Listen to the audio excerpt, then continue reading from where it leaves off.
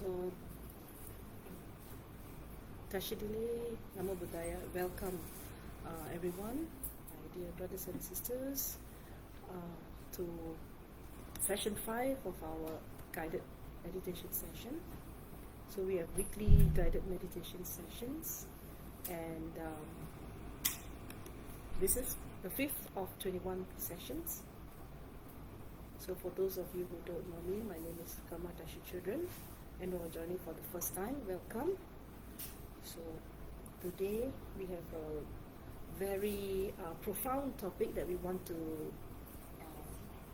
meditate upon, and this topic is somewhat considered inauspicious for many people,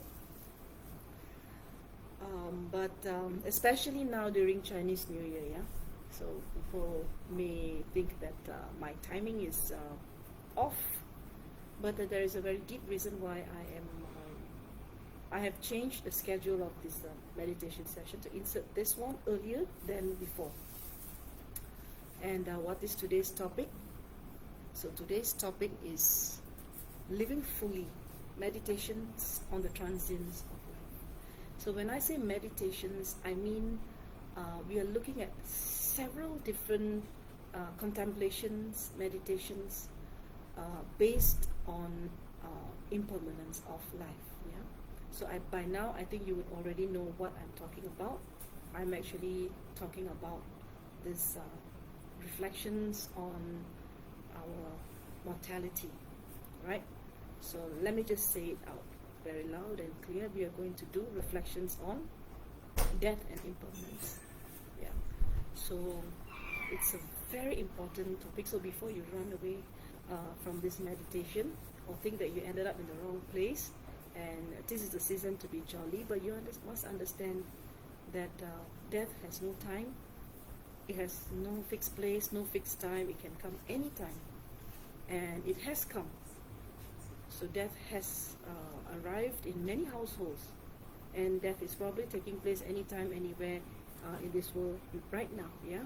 So regardless of timing, yeah. So we can't say that. Hang on, we are celebrating festivities, therefore we don't want to listen about inauspiciousness. So talking about death as something inauspicious is like talking about life as being inauspicious, because life and death are two sides of the same coin. The two sides of the same coin. We need to change our perspective on the way we view our mortality. And one of the most profound practices in Buddhism is the practice of Maranasati. So Maranasati is the Pali term for reflections on the fragility of life. Marana means death, and Sati means mindfulness. So Maranasati is mindfulness on death. Now, many of you may be wondering why suddenly I have chosen to talk about this topic. So welcome. Please, if you would like to sit there, it's fine. It is perfectly fine. Yeah. So please don't worry. So, okay. So just a very quick welcome to those of you who just arrived. Yeah. Thank you very much for joining us. So I would like to urge you to put a smile on your faces. Yes. So it's been a very difficult day. You've walked and come here huffing and puffing. Some of you are red in color, blushing, and so red, all flushed. But anyway, yeah. So we are in touch with our bodies, and last week we talked about mindfulness of body, Kaya Gata Sati, or you can also understand it as Kaya Nupassana, which means that we are clearly reflecting on your body. So now, yeah, for those of us who may, you see, some that we cannot say that there is a specific time to talk about something as profound as our mortality. And one of the reasons why I'm saying this is because yesterday I lost my mentor, and a teacher, a mentor, and a good friend, and also my boss. So it is. So death can come knocking at anybody's door anytime. And this YouTube video today, this guided meditation is in memory And in honor, it's my way of paying tribute to my mentor, Professor William Fred Case, who was the head of the School of International Relations and Politics at the University of Nottingham, Malaysia, where I am a staff. So it's due to Professor Case's great kindness that I, as a monastic, wearing my robes, was given full respect and full permission to walk through the corridors of the university dressed in my monastic robes and to teach, all my students, and some of you are also here. Yeah, so otherwise I would have had to change these robes and be somebody else in order to come and teach, which was not something which I was happy to do. But if I had no choice, because I also have to survive as a monastic, I would have had to do it anyway. Yeah. So, but Professor Case and the professor before that also, I also must mention Professor Travel Prophet, who was also our head of school, who also has passed on. He passed on quite a number of years ago. So I owe my presence in the university to these two professors, and not to mention two other good friends of mine, who are Patricia and Joshua Schneider. So, and I wish them very long life and good health, Pat and Josh. So we must always be grateful. This teaching today is a teaching on gratitude. We must never forget who played a vital role, a key role in our lives. So we must always bring them into our lives, lest we forget, that we are who we are because of the kindness of others, lest we forget and become arrogant. So one of the basic principles of Dhamma practice is to be grateful to those of us who have paved the way for us to be, to have better opportunities and to rise, in our career, and who has given us even one line of knowledge. That person is also very, very kind. Yeah. Not to mention the janitors in our university or wherever that you may be, the kindness of the people who work on the roads, the kindness of all living beings who bring forth our food, the entire universe. So now, are we ready to dwell into this very profound topic?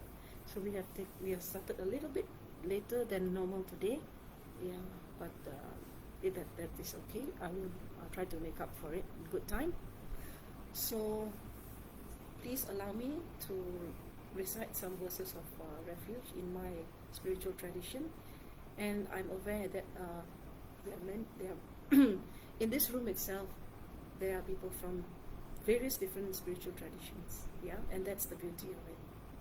So in your own spiritual tradition, you may want to take refuge in your own teachers, your masters, or the divinity. Just invoke in your mind, so that we start this meditation on a very blessed and auspicious note.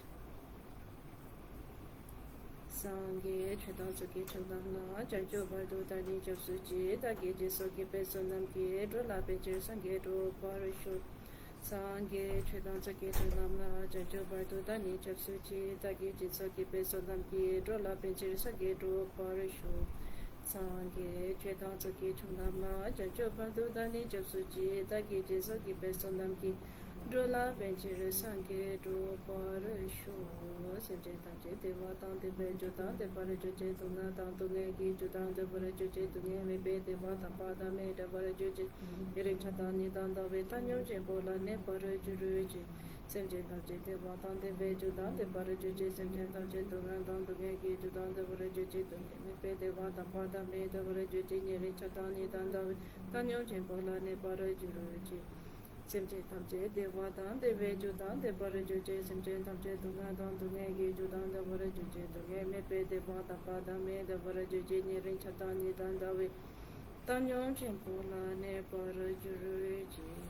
May all beings have happiness and the causes of happiness.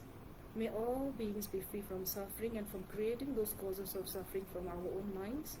May all beings never be separate from the bliss of the true nature of mind, our very own nature, our true self, and may all beings be free from aversion and attachment and remain in equanimity, grounded in the center of their very being. Simchenaki Sampata Loye Jetaje Tabaje Dontumante by Chiki Kolo Kodu. you very much.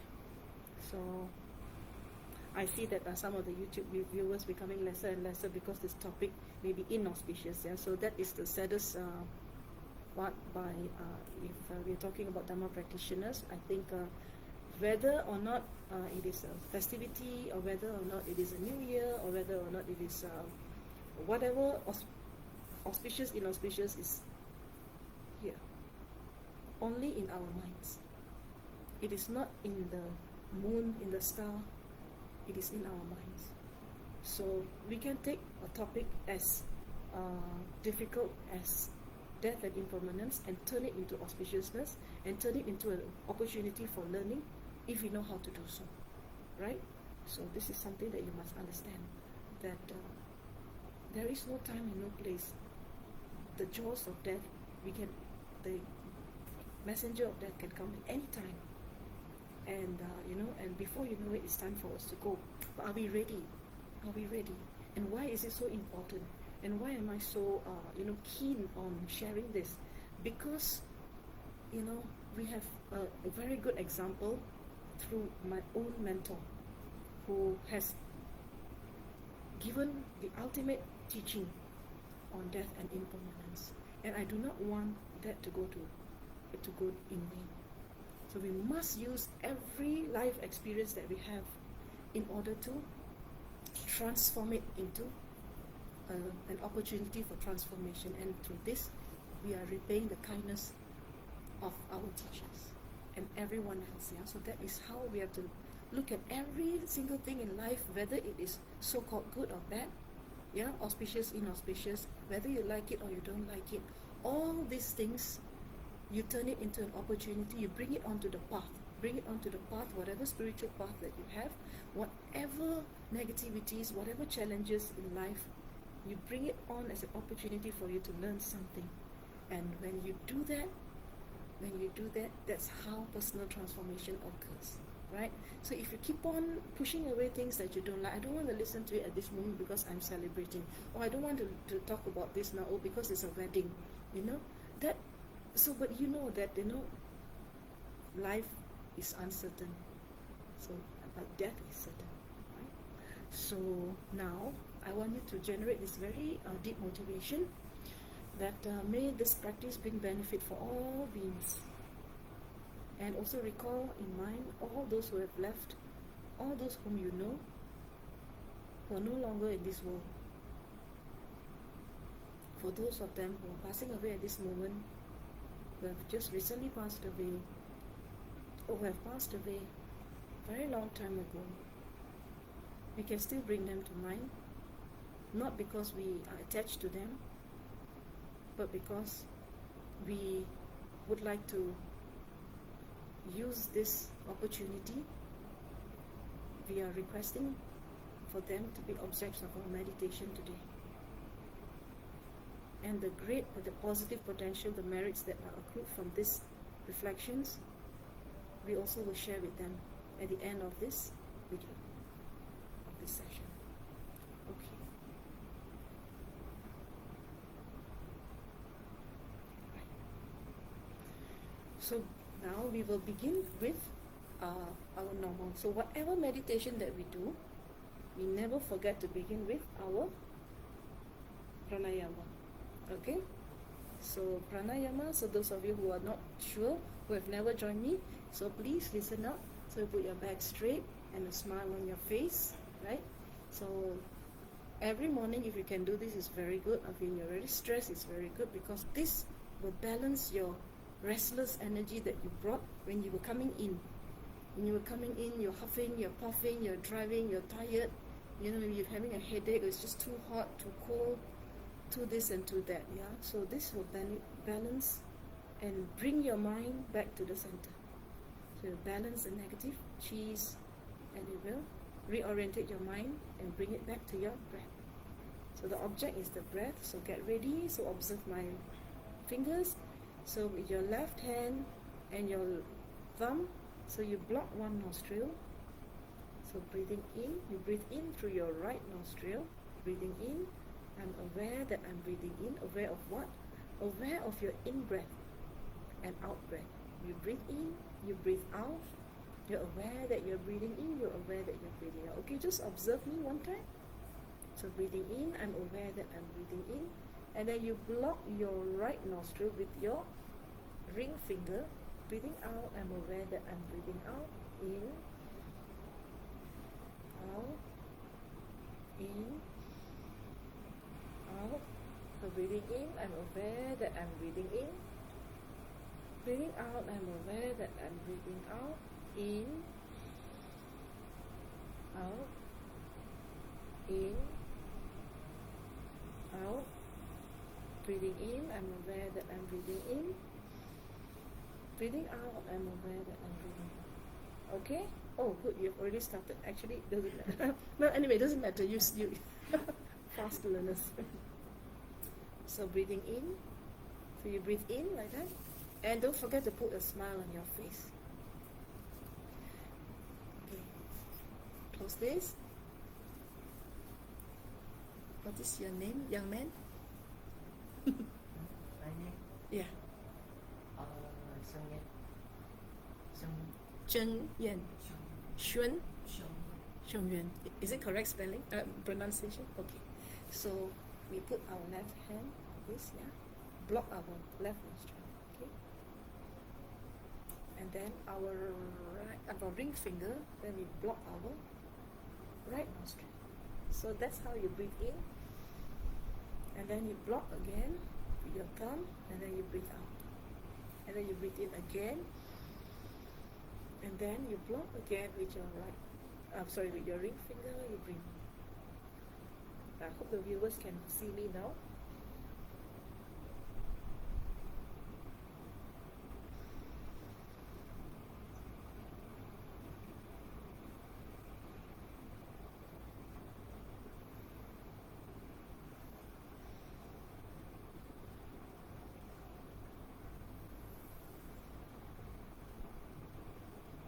So breathing in, I'm aware that I'm breathing in. You can mentally tell yourself, breathing in, I'm aware that I'm breathing in.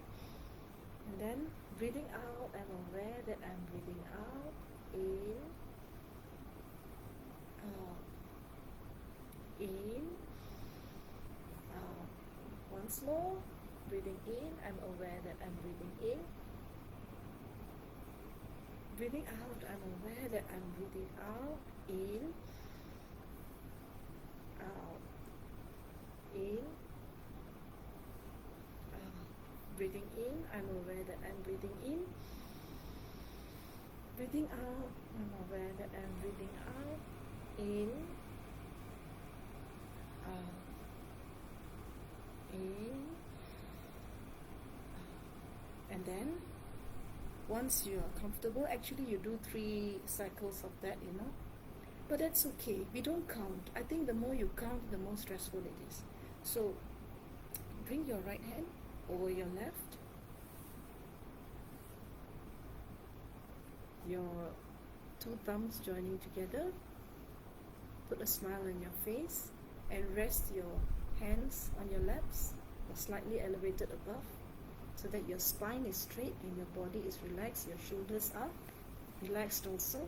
Nothing forced, it's just a natural breath going in and going out, going in and going out. So you put a smile on your face and you say, breathing in, I'm aware that I'm breathing in. Both nostrils, yeah. Breathing out, I'm aware that I'm breathing out. In, out, in, out. Breathing in, I'm aware that I'm breathing in.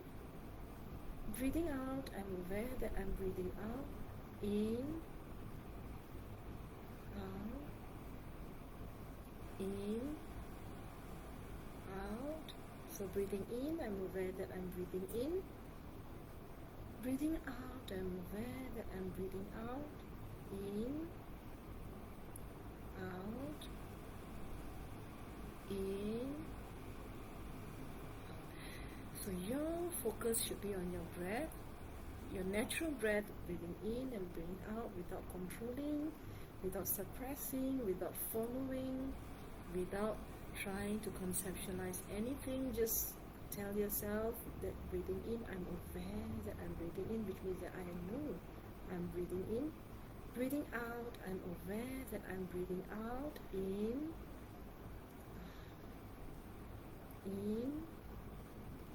So now, understand that my pace and yours is different, okay? I am different. I may breathe slightly faster than you. You might be slightly faster than me, or I may be slower than you. You just take my instructions, but you follow your own pace, yeah? Independent of me. So, breathing in, I'm aware that I'm breathing in. Breathing out, I'm aware that I'm breathing out. In, out, in. So you are going to focus on your breath like a gatekeeper, like a watchman, without missing a single breath. So you're fixated on the breath, yeah, and you are doing nothing but looking at your breath. So you continue at your own pace. Breathing in, I'm aware that I'm breathing in. Breathing out, I'm aware that I'm breathing out. In,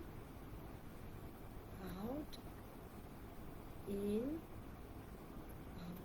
Wonderful. Breathing in, I'm aware that I'm breathing in. Breathing out, I'm aware that I'm breathing out.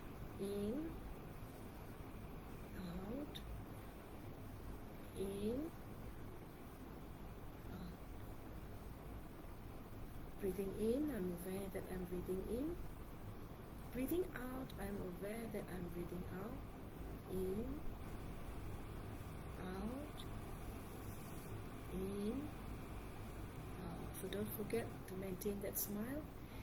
And if your mind has wandered to the past, or wandered off into the future, or it is clinging at something you like and dislike, gently bring your mind back to your breath. If it has gone off balance, gently bring it back to the middle. So we are here to rebalance our energies, our life force energy, which is pranayama, pran, or in Chinese we say it's qi, like qi gong. The exercise is for your life force energy, restoration. So pranayama is also to restore your life force energy and to bring you back into a perfect state of harmony by rebalancing your energies, because our bodies, we have 5 winds in the body,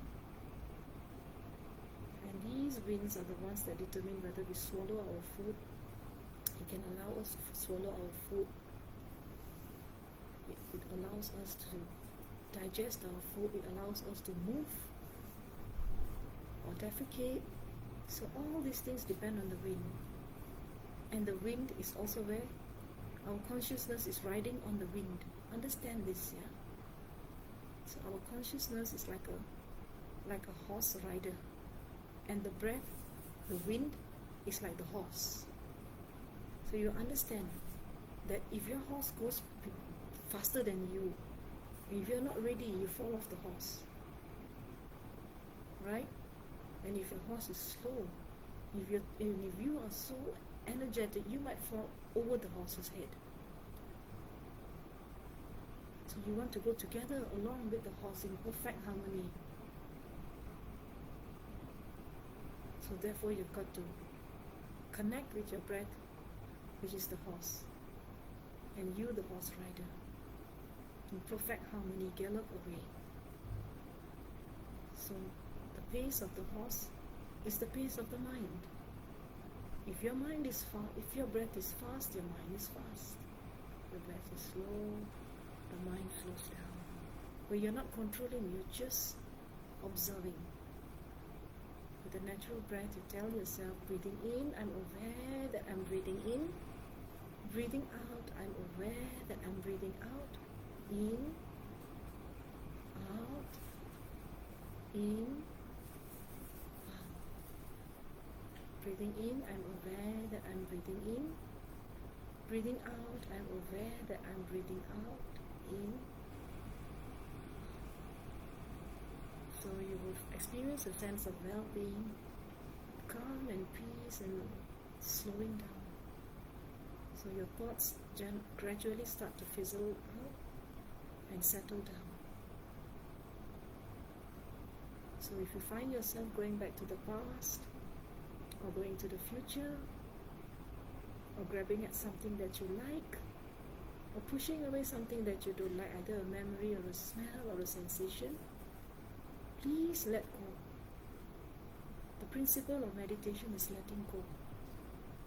Not to cling to anything. The moment we cling, we suffer. The moment we let go, we are liberated. So breathe in.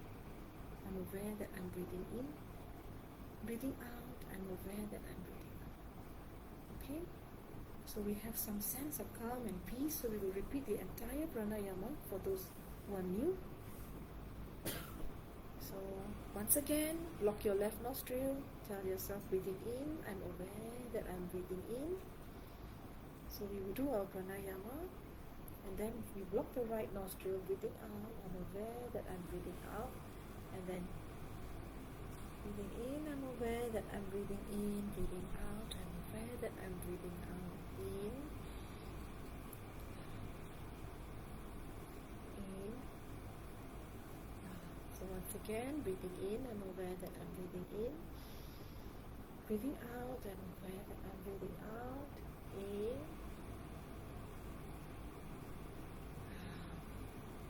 In. Breathing in, I'm aware that I'm breathing in.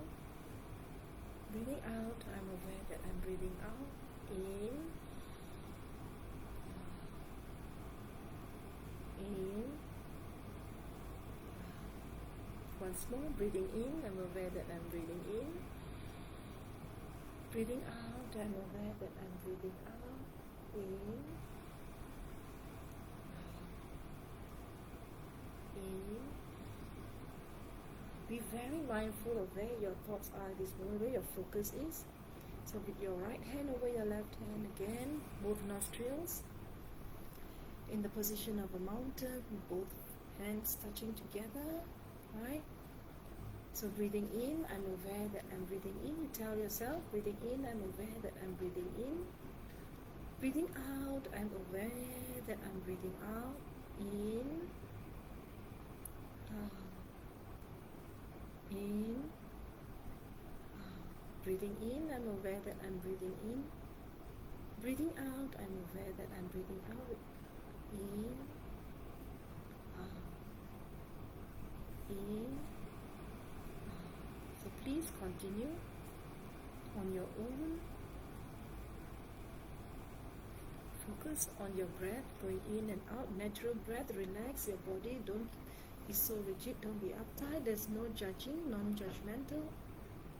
So just enjoy your breath.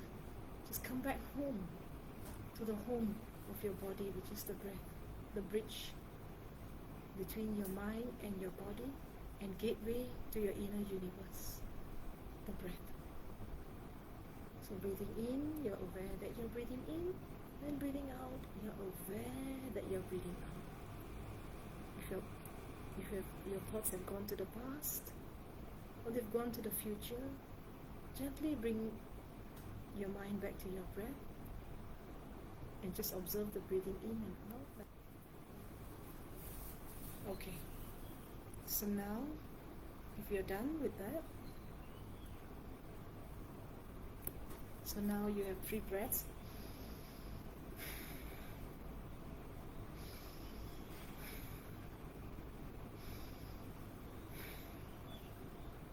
So you close, like a closing of the pranayama, with 3 long breaths. So now you breathe in and then you expand with a nice sound effect.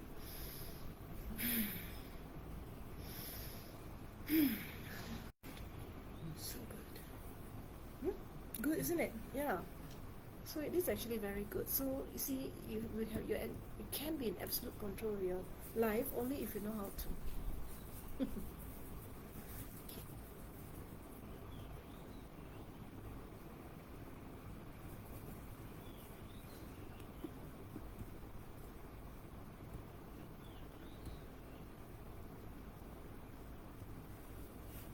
Okay, so we are going to now talk about the topic that no one likes, but is so important.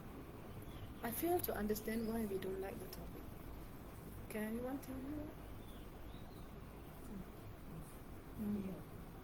The topic of DEATH. I said it. Okay. So what is it? What is so intrinsically abhorrent about this topic that people find it so inauspicious, so so so no? So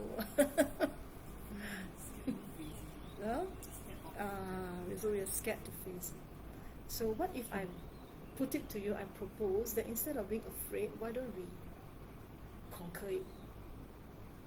Because the Buddha, the historical Buddha, what drew me to the teachings of the Buddha is this very, very profound, that the Buddha said, I want to find a way, when he was a prince, I want to find a way to stop death. Then I thought it was ridiculous. How can anybody stop death? Can you stop death? Who can stop death?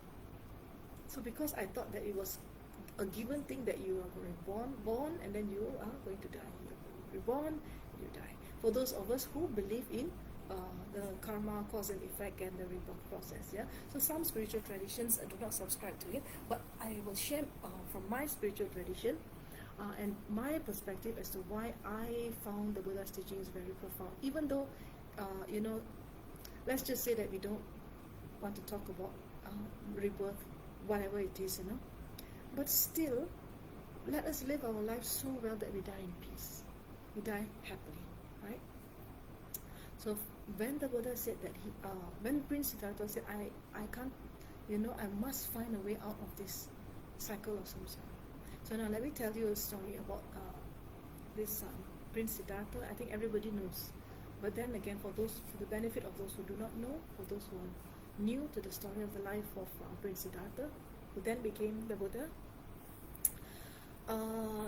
The prince was confined to a palace and given all the luxuries of life because there was a prophecy at the time of his birth that he would either become a universal monarch, Chakravarti Raja, or he would become a Buddha, which is he has to renounce his princely life and then go on to become a monk, and then after that practice and then become enlightened. A Buddha means the awakened one.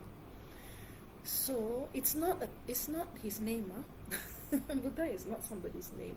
It's a title given to someone who has awakened from the sleep of ignorance, right? In Sanskrit, Buddha, someone who's awakened, good knowledge, Bodhi. So it's very important that we understand that. So the life of the Buddha, when the child was very small, his mother passed away at the age of 7 days, and when he became got the prophecy, when the father got the prophecy, so he ensured that the son will never become a monk. What are the conditions of becoming a monk? First thing is knowing that there is suffering, there is death, impermanence, aging, sickness. When you understand and you're so sick of the reality of life, you are sick not in the sense that that you're so fed up of going through it over and over again, that you want to find a way out. The father wanted to ensure that you will never find a way out if you don't know that it exists. So the father said, if he doesn't know death exists, if he doesn't know aging exists, if he doesn't know sickness exists, then there is nothing for him to escape. Right? So then the father was very happy. So he built palaces, winter, summer, whatever it is, and then each day the child would be just confined in the palace until such a time when the child grew up, became a young man, and then he saw the four sights. One fine day he left the palace on horseback with his charioteer Channa. So Channa actually brought him to the village. He said, I wanted to see my kingdom. My whole life I'm inside my palace. Let me see what's outside. I'm sure there's an outside room. So when he went outside, so the first day he saw some an old man. Then the second trip outside of the palace, he saw someone who was sick, very like leprosy, something like that, very sad. And then the third was a corpse, someone who had died, and he didn't understand. He asked Channa each time. He asked, will I become old? When he saw the first sight, He said, yes, what is this? Actually, we asked first.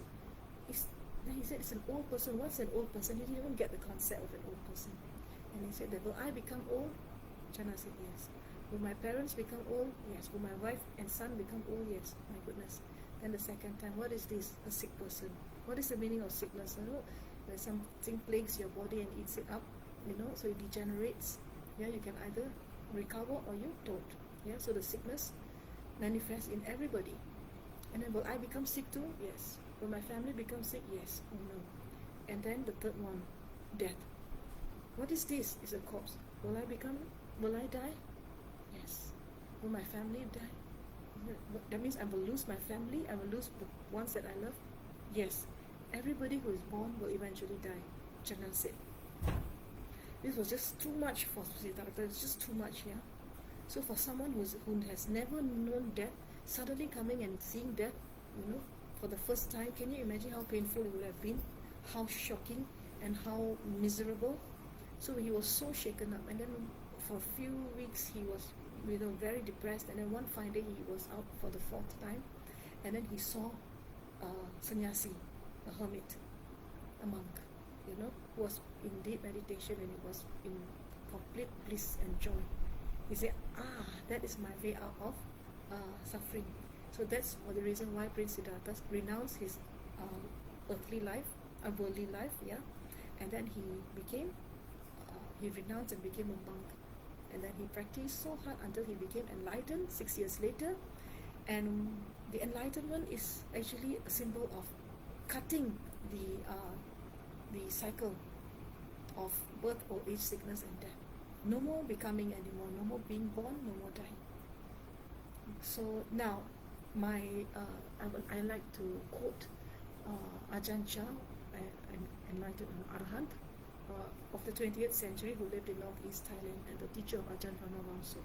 Ajahn Chah said, I always wonder why when somebody is born, everybody is laughing, and then the child is crying, and then when the person is dead, dies, everybody cries, so it's like, why can't we should actually be crying when the child is born?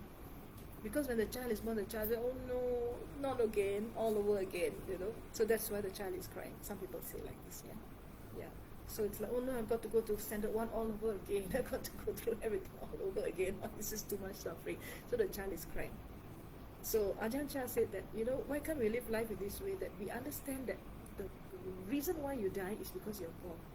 If you are not born, if there's no birth, you don't die. Right? So when the Buddha became Buddha, Prince Siddhartha became a Buddha, so he cut that cycle of birth, old age, sickness, and death. No more becoming, no more birth. When there is no birth, there's no death.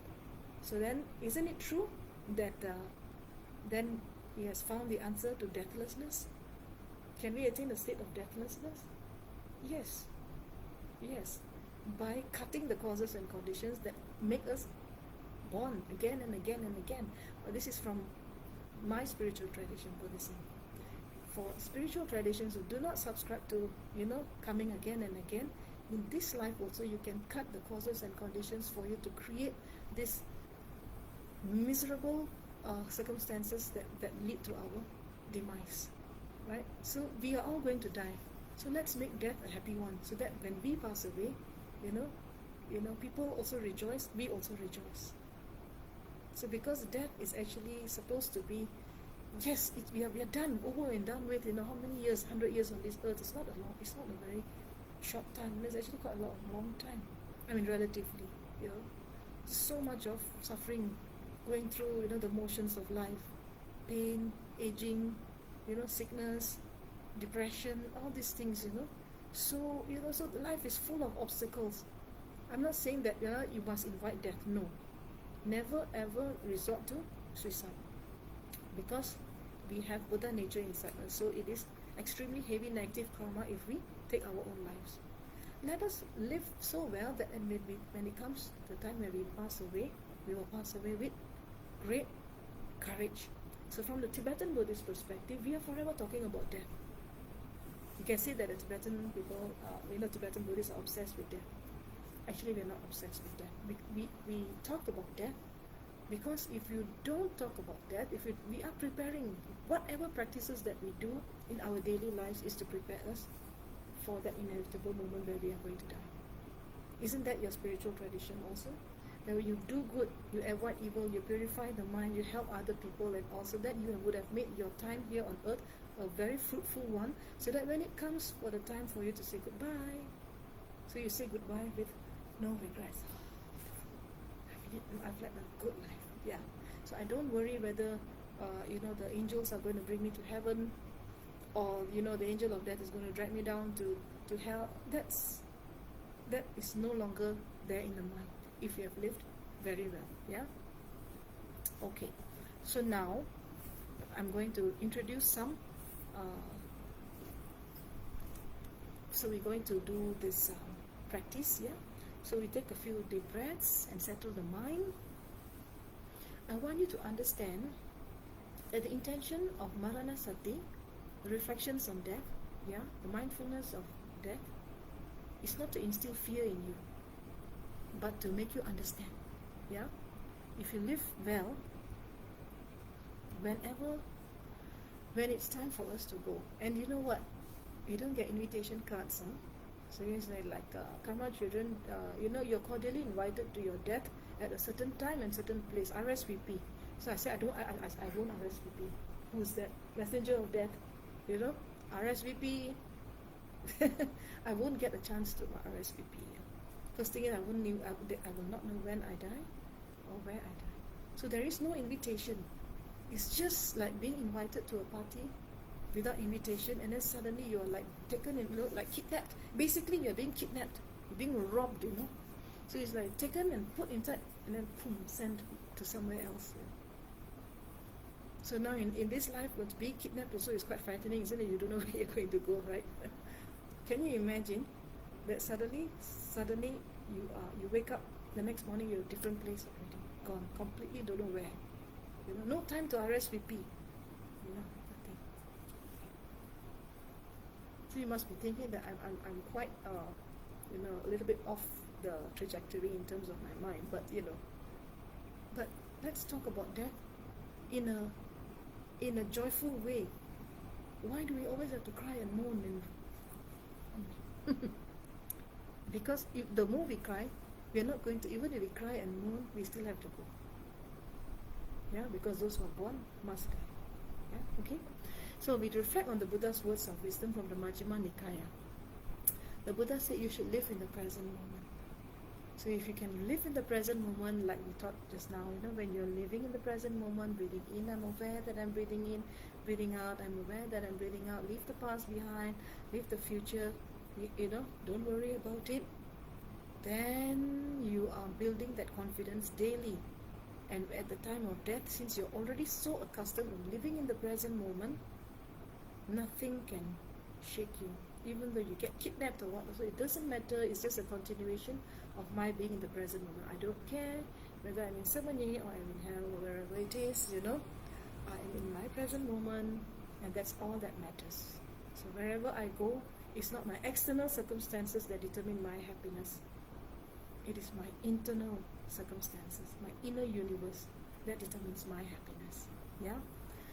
So now, the 4 sights that the Prince Siddhartha led to his quest for liberation. So this story teaches us actually the one I talked about, contemplating aging, sickness, and death. And this story is very important because it actually awakens a sense of urgency in us. And in Pali we call it samvega. Without a sense of urgency, no one will practice the Dharma. No one will turn to God, or no one will turn to spirituality. Everybody will just live their life as if there's plenty of time, right? So we know there are no invitations here, so it's just time to go. Off we go. That's it. And there's also a story I wanted to tell you before we actually do the actual practice. There was once a mother and a child during the time of the Buddha. Her name was Kisa Gautami. Kisa Gautami, she lost her baby, right? And then what she did was she was going around, and wailing, and then say, somebody bring my baby back to life, bring my baby back to life. And then there was some village people, and then they told her, she was so hysterical, she was uncontrollable. inconsolable. So then they suggested that she go and see the Buddha. If there's anyone on this earth who can revive your son, it would definitely be the Buddha. So she went. Then the Buddha saw her coming, and then he asked her, sister, what's wrong? And then she said, I lost my baby, and I was told that you would help to revive my child. Can you bring my child back to life? The Buddha said, yes, of course I can do. But on one condition, you bring a mustard seed from a house that has never experienced death. So she was so happy. He said, remember, it won't work unless the seed comes from a house that has never experienced death. So she went around knocking the household, the entire village, First she thought that it's the easiest thing to do. Mustard seed, a handful of mustard seeds is all that is needed to revive the child. But that disclaimer is the whole point of the story. She went knocking from one door to another door. So first door, there was one man ready to give her the seed. He was really ready to give her an entire sack full of mustard seeds. She said, I just need a pinch, of mustard seeds, just a handful. And then he asked her, why do you need that? She said, just give me the mustard seed.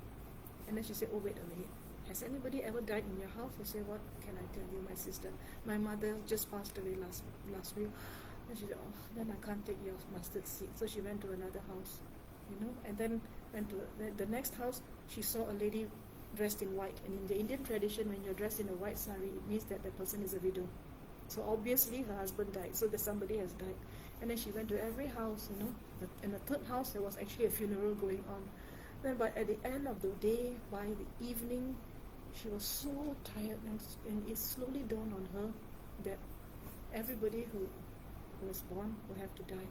And there is no household that has never experienced death. So she went and, cremated her baby. And then she went back to the Buddha. And then she just fell in front of the Buddha. She said, I now understand what you mean. He said, my sister, if I had told you at that time, that life is impermanent, death is normal, would you have listened to me? She said, no. But I said, now you understand that, whoever who is born will have to die. So then she said, yes. And then she was ordained, she became a bhikkhuni, and she became enlightened. She became a bhikkhuni arahant, one of the foremost arahants, and her story is entrenched in the Therigatha of the Buddhist canon. So it's a very important story. So now you understand. So don't think of death as something which is only coming to you or your family. It comes to everyone. And the Buddha said that if you are going to talk about death to somebody and the reality of life, nobody will listen unless you have direct realization about the futility of bringing somebody back to life. Yeah? Okay, so now we start. I'm going to give you some suggestions and you are going to contemplate. Yeah? So we start with awareness of the breath. So close your eyes, breathe in and breathe out. Breathing in, I'm aware that I'm breathing in. Breathing out, I'm aware that I'm breathing out. So now, understand that death is certain. The time of death is uncertain. Please contemplate. I could die today. This very hour, this very moment. So now, what I want you to do, notice how this truth feels in your body and mind. Okay? I repeat, I could die today. It's a very powerful meditation practice, so please be very well prepared. I could die today. Why today? I could die at this very hour. Why this very hour? I could even die right this moment. So please go into meditation position and contemplate. Notice how this truth feels in your body and mind. What is truly important if death could come at any moment? I would like you to look at the priorities in your life. Yeah? So think that if I were to die right now, how would it feel like in my body and my mind? Fear, anxiety, think, yeah? Feel, contemplate. So the Buddha encouraged us to contemplate. So you please close your eyes and contemplate only. The Buddha said of all footprints, That of the elephant is supreme.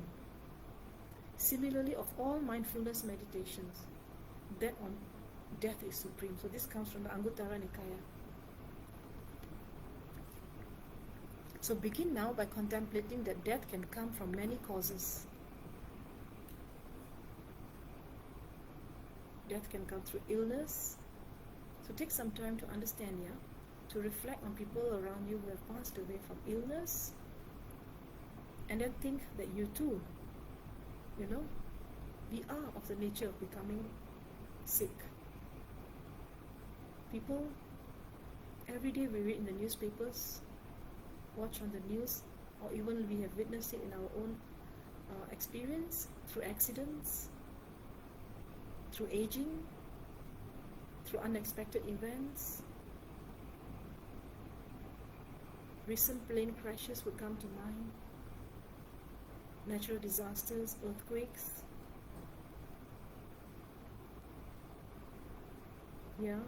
So in the last 1 month we have had 3 major plane crashes in the world. So we also bring in mind, all our fellow human beings and our fellow sentient beings. Every day, thousands of animals are killed for our food. Millions, in fact. That is also death. We are robbing somebody's life away. So reflect on the truth. No one has escaped death. Do you know anybody who has... So the Buddha said you can go to the mountain, you can go under the sea, into the air, wherever, you can never escape death. Go into the caves and hide behind a rock. Seal yourself under, in a cascade somewhere. Seal your tomb and stay there forever. But death will still come to you. So no one has escaped death. And at the time of our death, so just continue, let it flow as I read the contemplation. At the time of death, nothing can help except our spiritual practice, our Dhamma practice.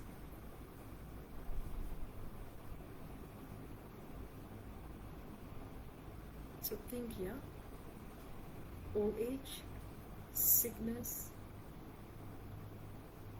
accidents, unexpected events, no one can escape. Whether you're young, you're old, there's no fixed timing, no fixed contract that you will live this certain number of years, that you won't be robbed in your mother's womb, that when you come out you will be alive, that you will reach puberty, that you will get married.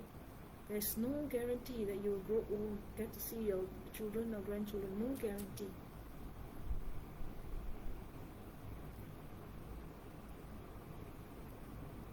So you say. So we have traditional 5 remembrances from the Buddhist canon. So I'm going to select these phrases from Anguttara Nikaya 5.57. Tell yourself, I'm subject to aging, and deeply feel. We have those apps, that can make you look older or younger, isn't it? So you download one of those, and then you see what you look like when you're old. Or if your imagination is very good, try to project and see what you look like when you're old, how your body will feel like. The skin, the bones, the strength. Think, And if you're already aging, if you're already, if we are considered as senior citizens, think back to the time of your youth and look at your own condition now. And so that's aging, What you could do last time, you can't do now. The strength is diminishing. The eyesight is weakening. The body is becoming fragile, weaker, smaller. So the earth element is fading away. So understand this, don't be afraid. For this is the highest truth, the deepest, most profound understanding. Don't run away from this, Challenge yourself to sit and go through this without fear. Tell yourself, I'm subject to aging, I'm subject to illness. I'm subject to illness. We have all been ill before, but fortunately we have survived. COVID, many others didn't. We've survived influenza A, we've survived pneumonia, we've survived many things. Accidents.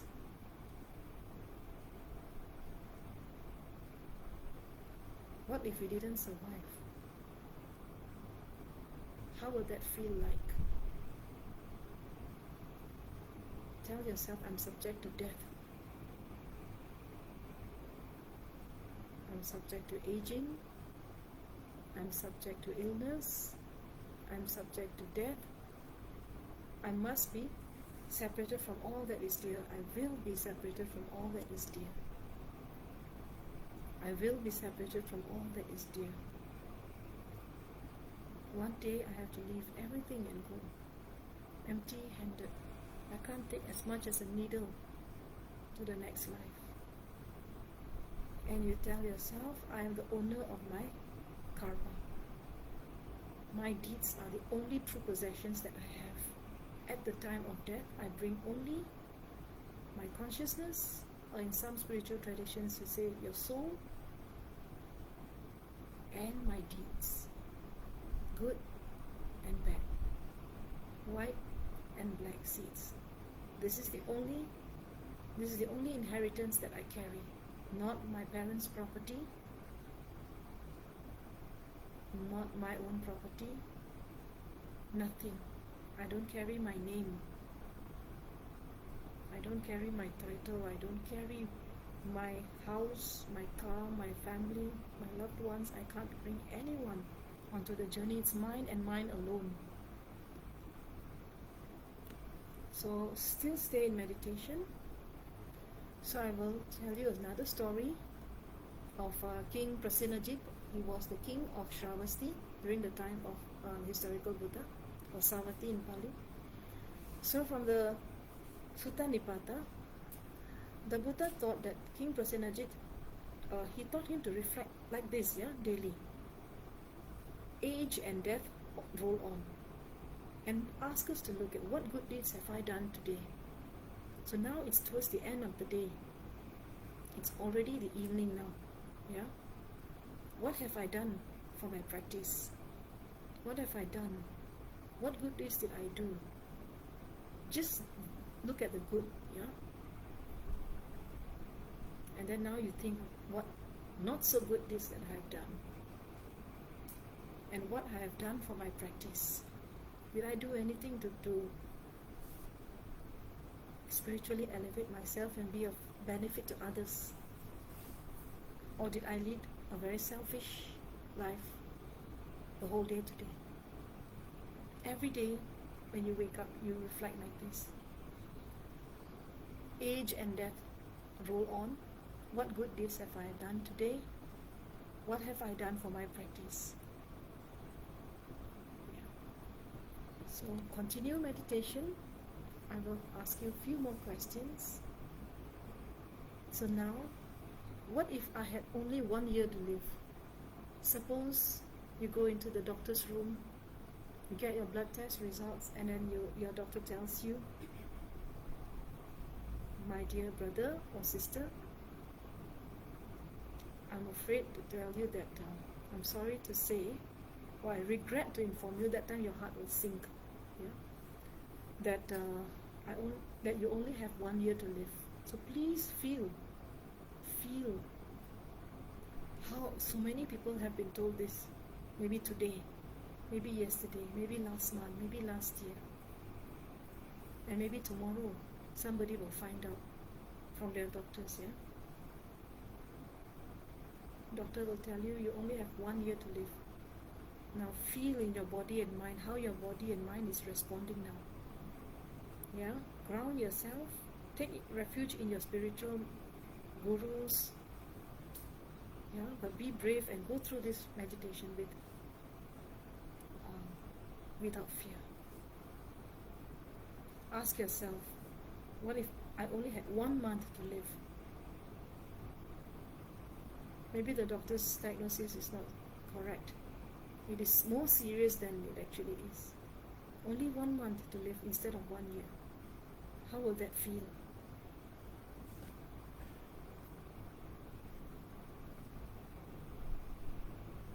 And for each question I ask you, you need to note what arises in your mind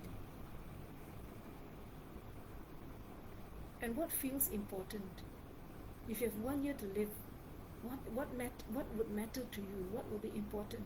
The things that you take for granted now, or the things that we feel so important now, will it be important if you only had 1 year to live? And what loses importance? So if I only had 1 year to live, how will that affect my body and my mind? And how will it change my life? What would matter now? What wouldn't matter anymore? What if I only had 1 month to live? What if I only had 1 day to live? Think, yeah? All those enmities that we have, all these grudges, vengeful thoughts, plans, excessive 10 to 50, 100-year plans that we have, will it matter? If you only had 1 day to live, whom would you want to spend it with? How would you want to spend that 1 day? What will be important? Forgiveness? Loving people or hating people? Complaining or gratitude? Think, feel. I only have. What if I told you the next second you're going to go? What will you do? What will your last thought be? Suppose something comes crashing down on us, and only one more breath left. What will your last thought be? Will your last thought be for the benefit of all living beings? Or will your last thought be something which is harmful for you or beneficial for you? Will you have your only last thought? And from Buddhism, we say that our last thought is very important. When we are passing away, the last thought is so important, because the last thought is the one that will decide where we will go next. If it is a thought of greed, then it will have an unfavorable, unwholesome rebirth. If it's a thought of hatred, even worse, very unwholesome. If it's a thought of loving kindness, compassion, forgiveness, gratitude, then favorable rebirth. So think, even that one last moment also, if suddenly something comes and you know, oh my goodness, you only have 3 seconds, before you come crashing, what would the 3 seconds be? Forgiveness, ask for forgiveness, or you blame somebody else, oh my goodness, look, somebody forgot to service the plane. What will you do? Yeah? So you see, the things that are important to us now will cease to be important when we realize that our mortality is near, our death is imminent. Yes, no? Want to continue? Also scared already. Powerful? There are a lot more. Yeah? So you want to play along? Want to do this? Or you want to press the exit button and go back to samsara? And then hope and pray death doesn't come to you. Well, anyway, okay. So now, there are some specific contemplations. Anguttara Nikaya is full of contemplations on death anyway. And the whole of Buddhism, we are very famous for talking about death and dying. But that doesn't mean that we are talking about it in a negative way. We're talking about it in a way to create a sense of urgency for us to practice. Yeah? So now, just as the dewdrops, at the tip of the blade of grass quickly vanishes with the rising sun and do not last long, in the same way, human life is like a dewdrop. So close your eyes and meditate. Think of your life as like a dewdrop. The dewdrop on the blade of grass evaporates, vanishes the moment the rising sun, touches it. Our human life is just like a dewdrop. It is short, limited, brief, full of suffering and troubles. Yet we cling to life as if it's permanent. Yet we harm others and ourselves. So nature understands. The blade of grass knows. The grass doesn't cry when the dewdrop goes away. The grass is like the relative, the ones that are left behind, and the dewdrop is like us. The dewdrop doesn't cry. The dewdrop knows that once I cease to be in the form of a dew, I rise up and I'm in the form of a vapor. Then later I come down as rain and I benefit others. Then the fields will turn green, and the fruit trees will start fruiting. The flowers will come, the flowering plants. So we change form. So my teacher, Venerable Thich Nhat Hanh, he said, observe the leaves on the trees, So when a tree, it has very old leaves and the leaves wither, and then the leaf just naturally falls off the branch and it lands on the ground, and then it gets merged into the ground and goes back and becomes the earth element. You don't see the leaf screaming, and clinging on to the branch. No, save me, I don't want to go down. The leaf accepts the law of nature, the leaf just goes on. Have you ever heard leaves screaming? It's like so silly, but it's just us who scream. Even animals do not scream. They accept because they are in the balance. They live in the natural balance and the natural order of life. The niyamas we have. So we have the natural law of the seed, the natural law of the karma, So we have natural laws, and we live within those laws, the hukam, the law of nature. So just understand that, one fine day when we pass away, let us be like that leaf on the tree, just accepting, and naturally it just accepts its role. It will transform into its foliage will transform into carbon matter, and then it will again come back as the tree, fruit, and life goes on. So the tree, the leaf doesn't have its own selfish existence. It exists in harmony with everything else, and it is part of the universe. We think that we are separate, that's why we are suffering, but the leaf knows it's part of nature. The dew knows it's part of nature. It doesn't cry when it evaporates. It knows it will transform and change form. But we cry, because we don't want to change form. This form is, we are attached to this body, so that's why we don't want to let go, and we don't want to transform. We don't want to, we don't want our 5 elements to go back to earth. We don't want our consciousness, to leave this precious body of ours. That's ridiculous. We have to live, So why don't we live properly? So let me tell you another story of Bhattacharya. So Bhattacharya was this bhikkhuni. She was actually, before she became a bhikkhuni, bhikkhuni is actually a female, a monastic, in the Buddhist tradition, fully ordained nun. Bhattacharya's story is very, very frightening. In the recent plane crash that we have seen, people have lost entire families, very tragic. So Bhattacharya's story is the same. She, when she was married, her husband, when she was supposed to go back to her parents' house to give birth, but her husband said, no, you stay here. I won't allow you because we don't have the conditions to go back. So when she gave birth to her first son, she did not go back to her mother's house as per Indian custom.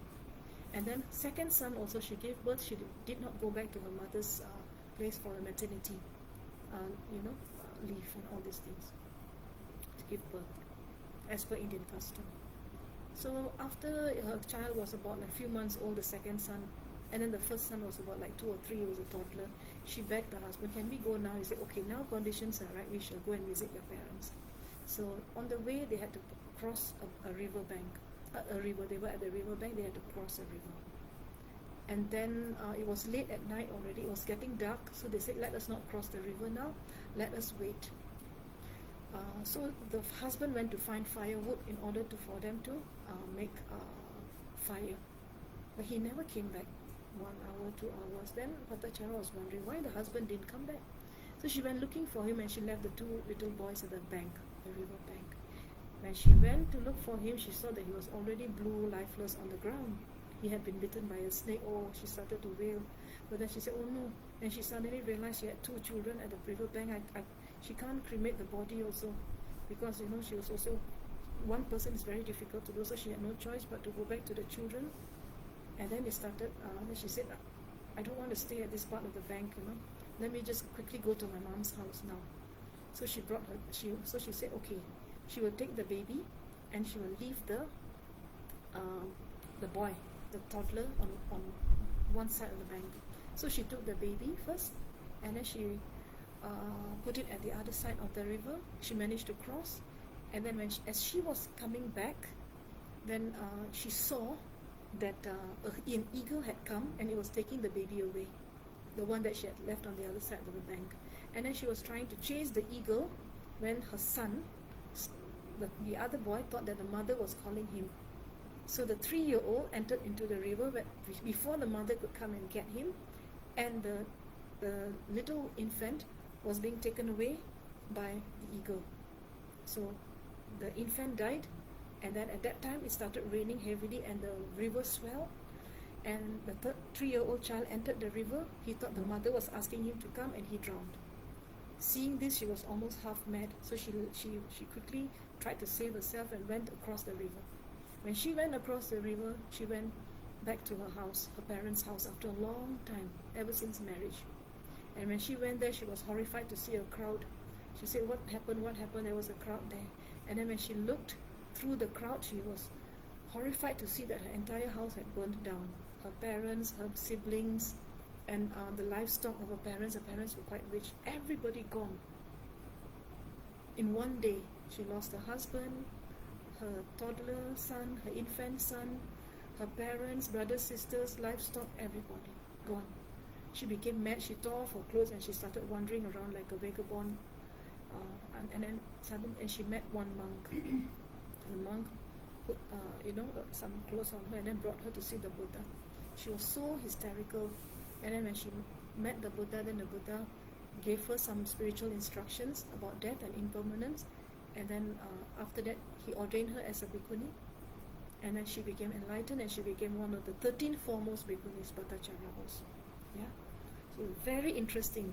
So can you see all these tragic circumstances, the Kisa Gautami and her child that she wanted to revive, and Bhattacharya, whose entire family died. Did she die together? Was that the end of the world? When someone dies? No. With the correct guidance and with the correct reflection on our mortality, on the very reason that we are here and the inevitability of death, you can use it as a spiritual transformation, and that is what Bhattacharya and Kisa Gautami did. Yeah? So we will move on. So now, there was a monk, yeah? So this is another story about the Buddha, when it talks about why it's important to practice death meditation. So the Buddha said, a monk approached the Buddha, saying he practiced death meditation, okay? So you are also practicing death meditation now, Maranasati. So Buddha asked, okay, how are you practicing? So the monk said, I practice like this. May I live for a day and night to practice the Buddha's teachings. Okay? Then the Buddha said, this is not the correct practice. You're living heedlessly. Heedless, not mindful. This is not a very mindful way of living. Then the monk also was quite confused.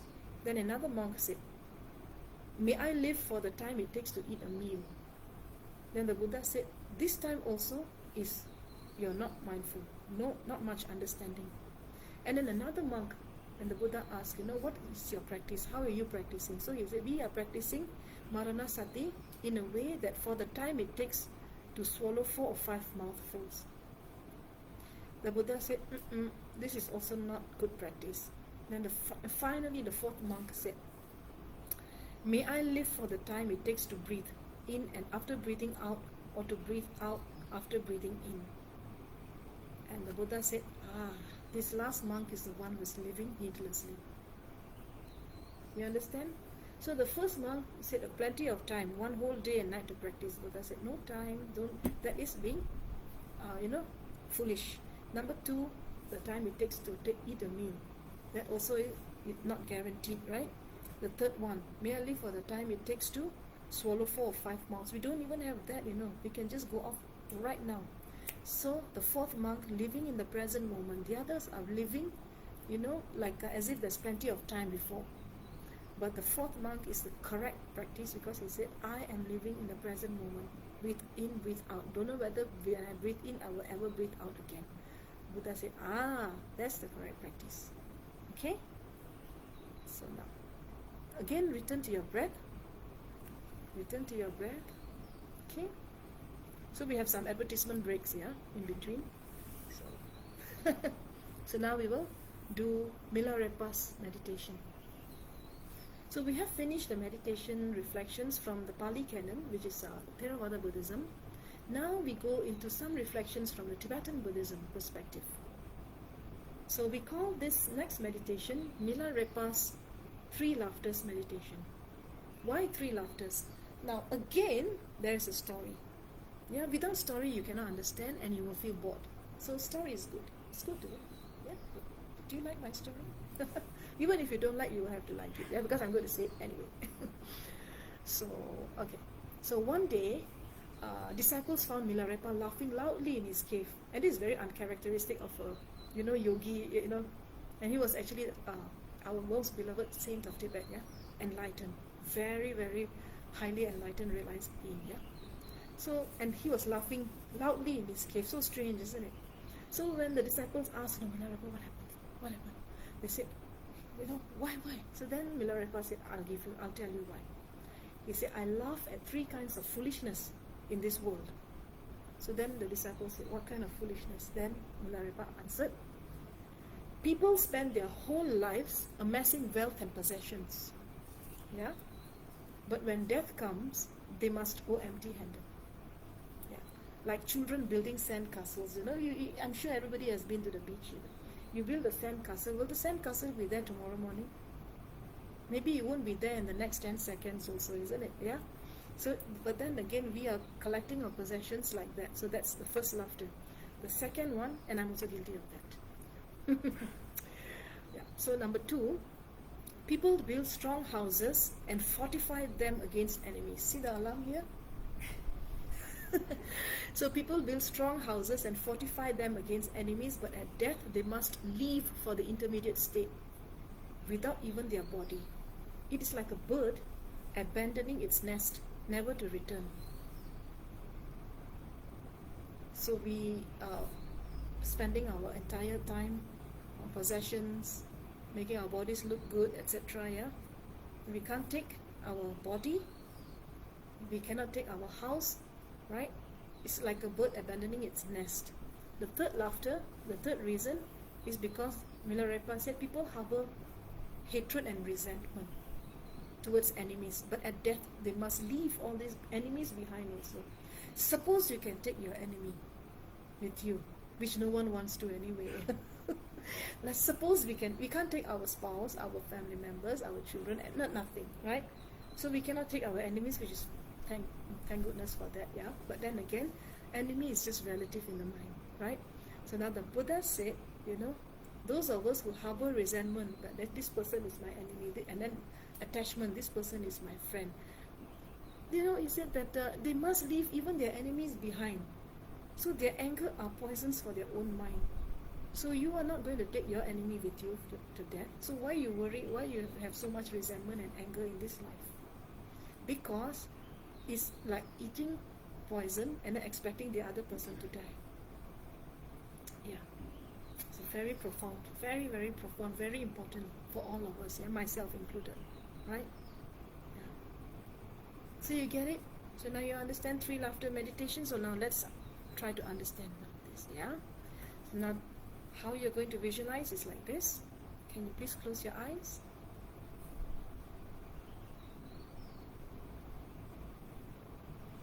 So if I died today, right now, would any of this matter or not? My house, that I fortify, all these possessions and all. is when feeling anger, contemplate, is this worth carrying to death? And when we accumulate possessions, can I take this with me? So maybe cut down a little bit on the consumables. So now sit very comfortably, put a smile on your face, take 3 deep breaths. And then in the Tibetan tradition, we say we generate bodhicitta.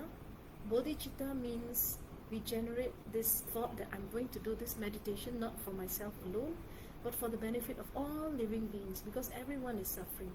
So whatever good that I do, I'm doing now, is not only for myself, but I'm doing it for everyone here. For all living beings, because everyone is suffering, is in the same boat as I am. And everyone will die. How painful. My goodness. So I'm going to practice for all, yeah? For all living beings. So now, the first one, possessions. Visualize your most cherished possession. Whether it is somebody whether it is a human being, a pet, or something, some goods, yeah? Please visualize someone most precious to you, or the most precious possession. Maybe you might have a diamond ring that you are so attached to. Yeah? Or your spouse, your children, your cat, dog. So precious to you. That most precious one, please evoke in your mind. Visualize your most cherished possessions. Right? Once they are very, very concrete in front of your mind, now we start dissolving them into space. Frightening? It's like they're turning into sand, and then they're just dissolving into space. So please do this meditation. Very, very important. Your most cherished possession, the one that you are most attached to, or the thing that you're most attached to, that's the most cherished one. And you can't live without him or her or that item. And then you visualize it dissolving into space.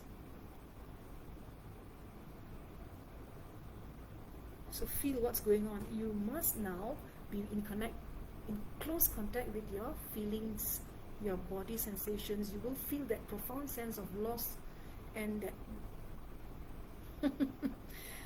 how to say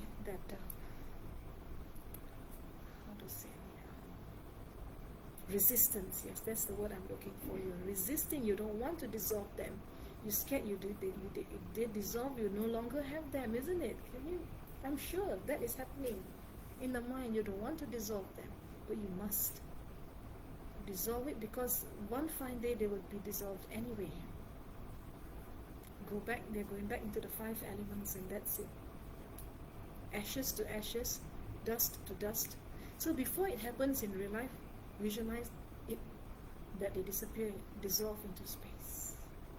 And then at that particular time, feel what is happening in your body. How you're resisting, whether you are strong, clinging and grasping, you can feel it from your chest. Grasping, oh no, don't dissolve. Oh. Gone, yeah? So you must be in touch with your body and mind. Feel the sensations, the pain, the profound sense of loss, that insecurity, that fear, my goodness, I've dissolved that, and dissolve them, really dissolve, yeah?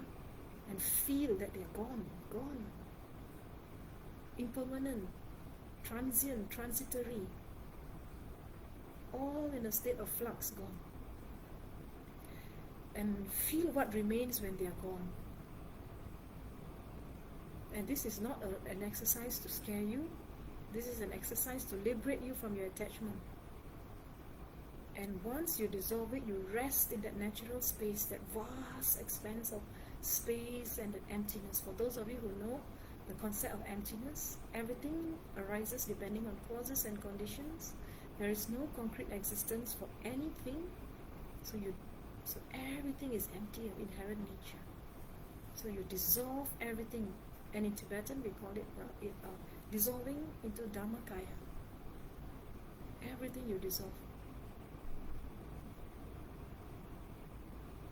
And then you rest in that natural space.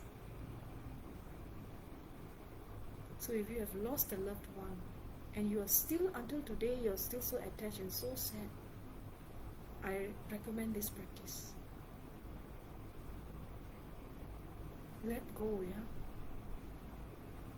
So for those who have already passed on and you feel that you're always evoking them, thinking about them is fine, but can't live without them, and having some strange thoughts of joining them, please be very careful.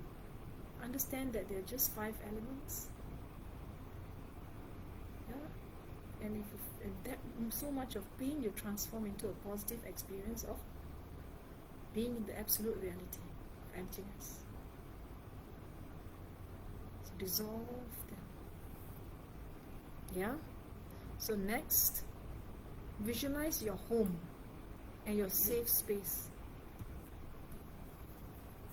So the first one was about the possessions. That's the first laughter.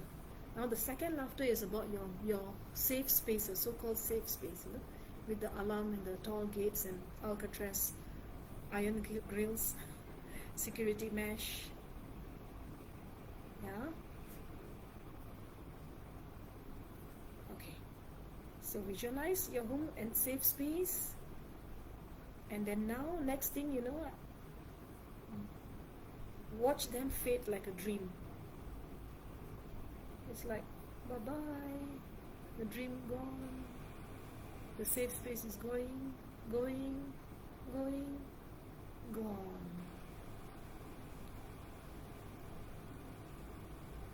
So initially you will have resistance, probably, fear, clinging, trying to bring it back, maybe. But please participate and, meaningfully visualize the house like a dream. And the dream fades away and you wake up from the slumber. It was all just a dream. And experience the freedom of non-attachment. Rest in groundless awareness. So meaning that it's just like when you wake up in the morning from a nightmare, So you wake up from a dream. It was nice to have that house or whatever it is in the dream. We wake up, well, it's time to move on, yeah? It's a new day. So it was just a dream, and then you rest in that vast expanse of your mind. Rest in groundless awareness.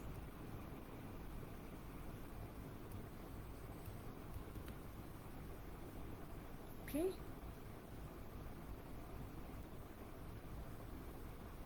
So it was just a dream. This house is just a dream. Your safe space is just a dream. And then try to understand and experience the non-attachment to your house.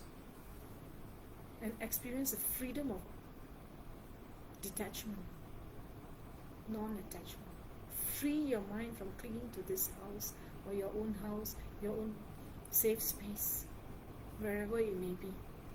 And then you rest in that groundless awareness. So now we go to the third contemplation, which corresponds to the third laughter of Milarepa. He said you can't even bring your enemies with you, isn't it? So why have enemies? So now bring to mind difficult relationships. I wouldn't say enemies. Maybe some people may just be a bit difficult. Yeah? So bring to mind those difficult relationships. Can we do that? Okay? So once again, we go into meditation posture. Those very difficult relationships that causes a lot of pain. Difficult relationship, that means cause a lot of pain, fear. Maybe you're afraid of being harmed. That person has harmed you before, or you just simply don't like the face. I don't know, yeah? Somebody difficult. So you see both yourself, you also visualize yourself, And then you visualize the enemy, so-called enemy, in front of you. And both of you visualize as temporary appearances, like a mirage, like an apparition, like a hologram. You know, you could say ghostly, like an apparition. You just visualize, lacking in any substance, lacking in reality.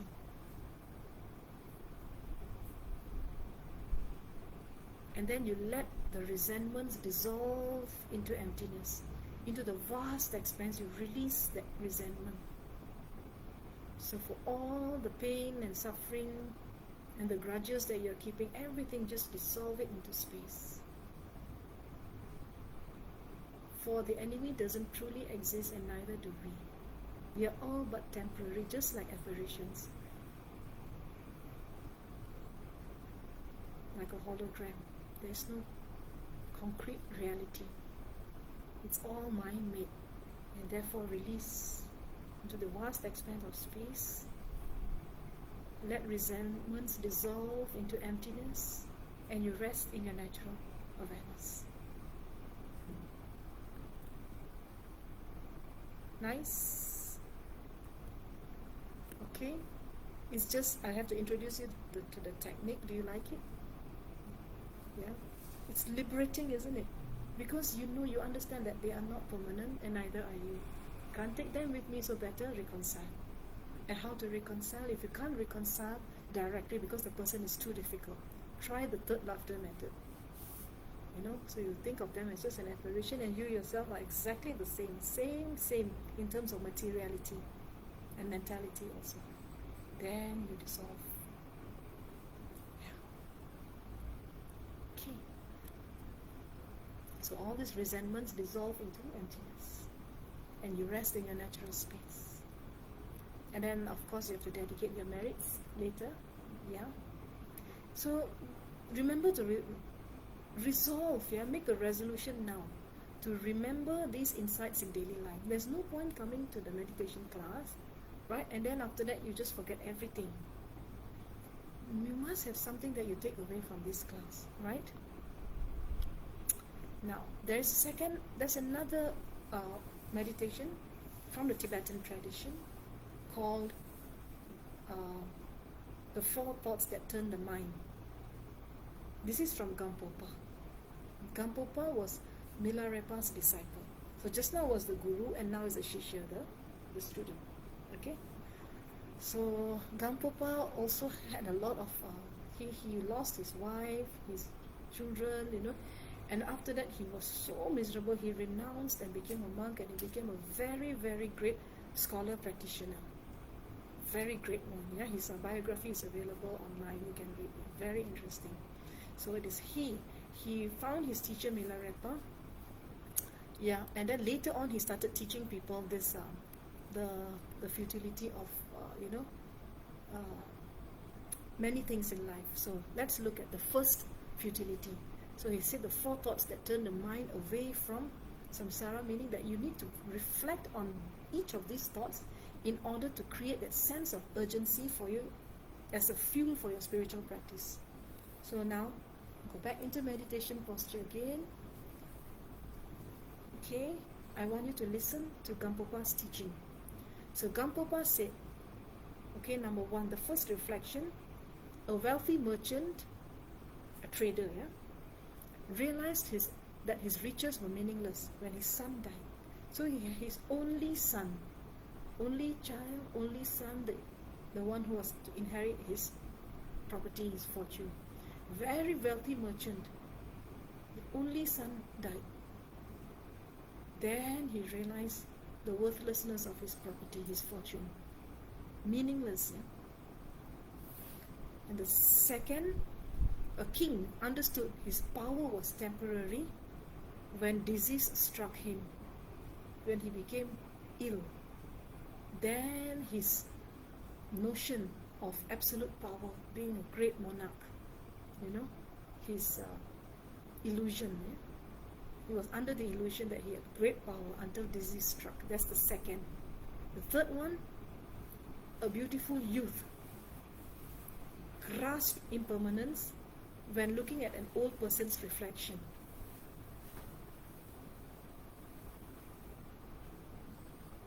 So when the person looked at the old person's reflection, finally the youth who was very vain realized that, oh my goodness, I too will become old like this. There are times when you don't realize, certain things, but certain things suddenly happen, and that happened when he looked at an image of an old man in a mirror. And suddenly his, concept of permanence just went down the drain. And he understood impermanence. And the fourth, a scholar. Nowadays, in this age and time, everybody is very clever, isn't it? We're all scholars, academics, so we tend to be a little bit, proud of our achievements, our knowledge, etc. So let's listen to what this scholar had to, what kind of experience he had. A scholar recognized the futility of mere knowledge when facing death. So when death comes, the knowledge, the worldly knowledge, is nothing compared to the spiritual realization if only one had it.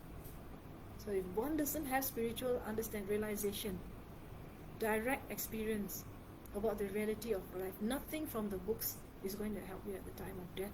And the scholar experienced that. Shame, isn't it? So we have to balance, we can be scholars, no one says that we've got to stop studying, but also we must balance it with our spiritual practice.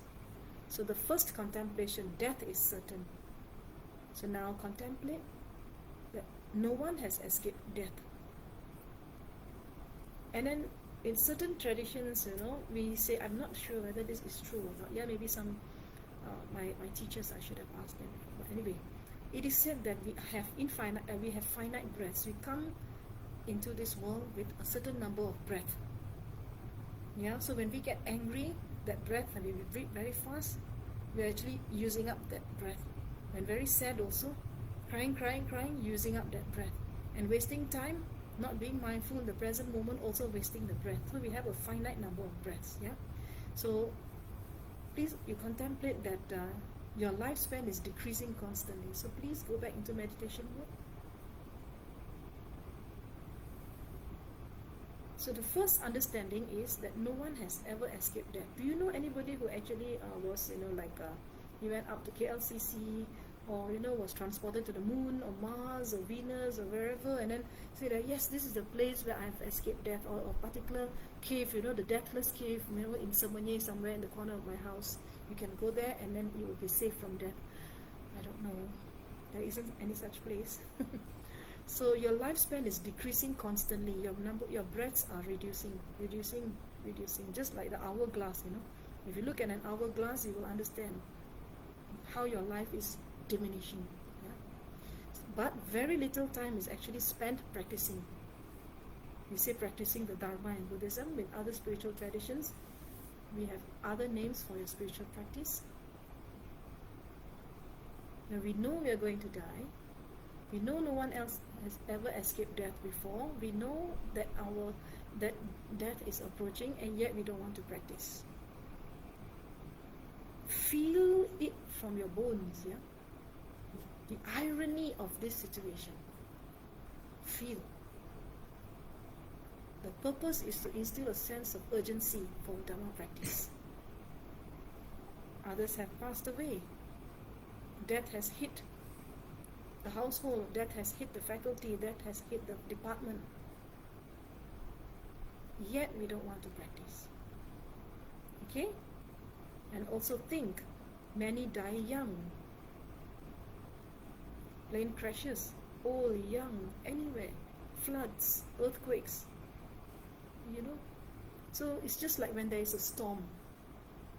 My teacher's reflection, Venerable Thich Nhat Hanh, he said, once he was looking out the window after a storm. When the storm came, a very, very terrible storm, the storm came and it sort of knocked out the leaves from the tree. And the next day when he went into his garden for his morning mindful walk, he saw not only old leaves on the ground. The day before that he used to see only the old leaves on the ground, the brown, the red, the crispy leaves, old.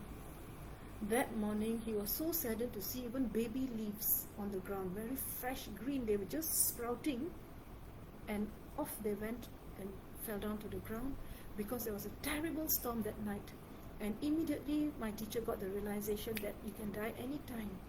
You don't have to be old to die. You know, it's so beautiful, I think. Yeah.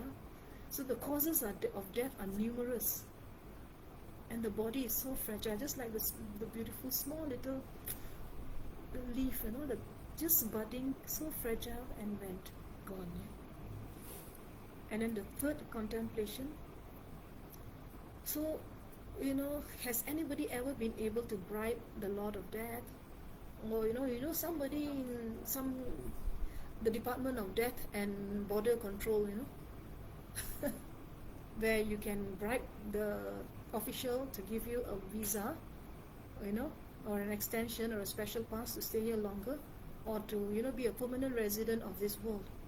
Is there such a Department of Death and the immigration death officials where you could bribe them, you know, because in life we bribe, yeah, everywhere we go nowadays, everybody is bribing, here, there, everywhere, you know.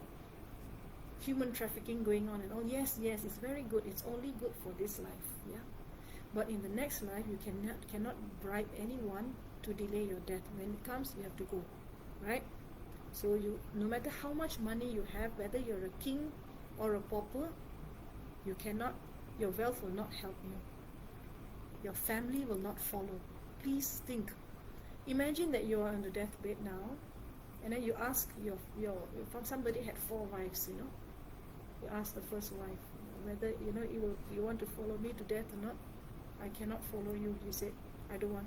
But the first wife was his, like, the four wives. The fourth wife was the youngest wife, third wife, third youngest, second wife, second youngest, first wife, longest and oldest. So he's told the fourth wife, because he was, you know, he forgot the old wife already. So the fourth wife, he said, can you come with me, your death? I'm so scared, I don't want to die alone. She said, no, I won't come with you. I will come with, I'm only here only until your deathbed. After that, you go. Then the third wife, he said, can you come with me? Then he said, no, I will go only, you know, until, you know, your wake. After that, no. Then he looked at then he was so disappointed because he loved the 2 youngest ones the most. You know. And then the second wife, he said, my dear, you know, I've neglected you, but can you follow me to the afterlife? Then the second wife said, no, I'll follow you until the cremation ground or the burial ground. After that, I cannot follow you. Then after that, he looked at the first wife, the oldest and the most neglected, you know, and the one he loved, he didn't love at all. He didn't care. He said, will you go? She said, yes, I'll go with you. So do you know who are these 4 wives? So the first wife is your name, your fame, you know, right? Your possessions, etc. Yeah, name, fame, and the second is your possessions. The third wife, possessions. Then the second wife is your family and friends, right? And then the fourth wife, the first wife lah, the fourth one who agreed to go with him, is his karma. That's the only one your deeds can go with you, yeah? Okay. So now, your friends cannot follow, even your body is left behind. Oh yeah, the first one is your body and your title, your possessions, I mean your title and everything. The second is your possession, third, family, fourth, karma. Yeah? So now, this is very important. The last meditation technique, this comes from Asanga. Asanga also was a disciple. He took teachings from Maitreya, Maitreya's student. So Asanga was also a very great master in the Mahayana tradition, especially Tibetan tradition. We really cherish Asanga. There's so many stories about Asanga, but I've got no time to tell you. But anyway, just this much. So we look at outer impermanence. Go back into meditation mode, right? Oh no. Open the curtain, somebody, please. Thank you, sister. Can you see the clouds? So now let's just look at the clouds for 1 minute and watch them dissolve.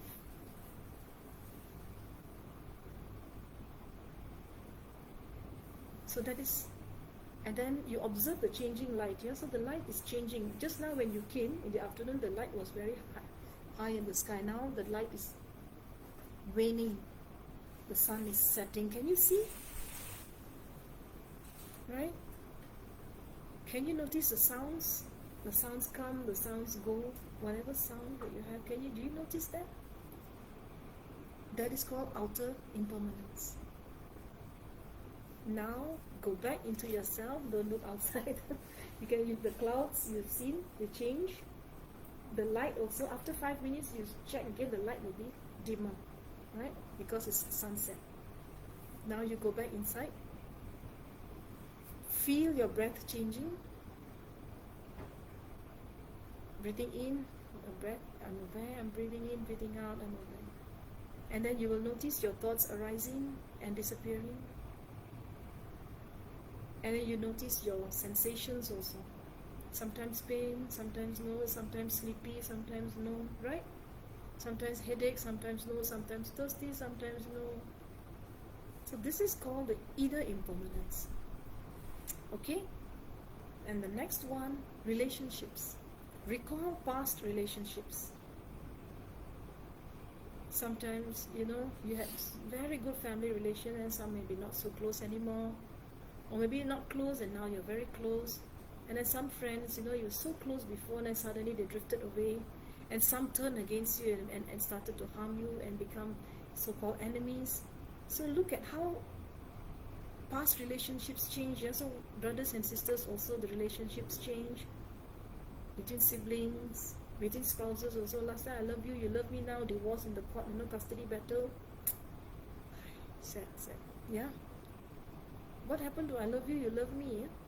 No more love? So, okay. Right. So, see how your feelings have changed. I'm sure you have those kinds of relationships where things have changed. Yeah? So, accept your current relationship's nature. And then, now, we are doing something which at the time of death will happen to you. Yeah? And this is called reviewing your life stages. At the moment of death, your entire life will come back to you like a movie, So it's like now we are live streaming, right? Your movie of life is going on live streaming, right? No rewinding and fast forwarding. So once you reach the end, at the end point, suddenly you realize that, hey, I can actually rewind. So you go back on YouTube, you rewind. So when you rewind, suddenly you get to see from your birth until, and then your toddler, going to school, your university, marriage, children, relationships, etc. Or whatever, if you live that long. It will start to replay again. Yes, no? Yeah. So you notice how your identity has changed. Your life stages, yeah? First you were a baby, then a toddler, so helpless. Then you went to school, preschool, elementary school, junior high, high school, secondary school, whatever, university, whatever. Whether you went or didn't go, whatever, doesn't matter. All the different stages in life. Notice your face, how it has changed, your hair color. So, in the same way, accept any future change. Learn how to accept that if this has already happened, all these different things, tomorrow death can happen, something worse can happen also. Just be prepared. Always understand that anything can happen and make yourself so strong that you know that so much has happened, but life should not stop. Okay? So the Buddha said in the Anguttara Nikaya that one who contemplates death, thinking, may I live long, just long enough to take one more breath, this one truly lives heedfully. So if you want to really be a good spiritual practitioner, a Dharma practitioner, you must not think that you will have a whole day to practice. Think that may I live long enough for just one breath, one more breath, to take one more breath, yeah? Okay? So one particularly powerful hardship comes from the story of Tilopa. Tilopa was in the same lineage as Milarepa, the lineage guru of the Karma Kaju, the Kaju school of Tibetan Buddhism. He had a student called Naropa, and Naropa was a scholar, and he was so full of himself also that he didn't actually have direct experience of many things. So when he found his teacher made him do so many trials and tribulations. So his teacher asked him to jump off buildings, go and beat up people, many things, yeah, harm his body in various ways, but that is those days teacher, not nowadays. Nowadays no such thing, yeah? Okay.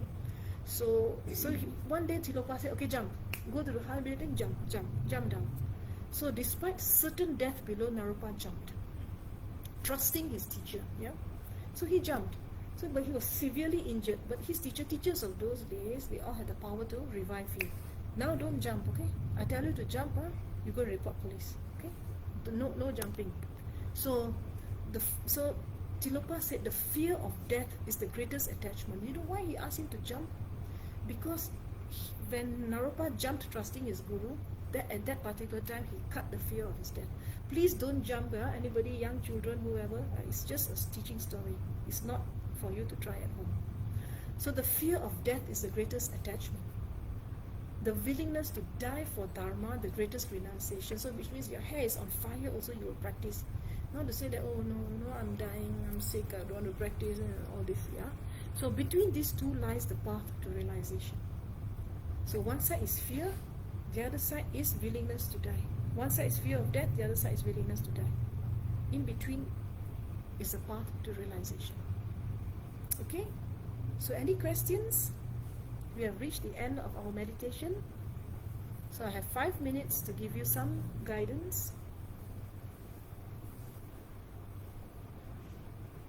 So for those of you who are frightened, if this meditation has freaked you out to a very great extent, don't worry. Always ground yourself in your breath, okay? The point is freedom, not fear. Okay, but if still frightened, there's one more way called the RAIN method. R-A-I-N, RAIN. So let me tell you what R stands for.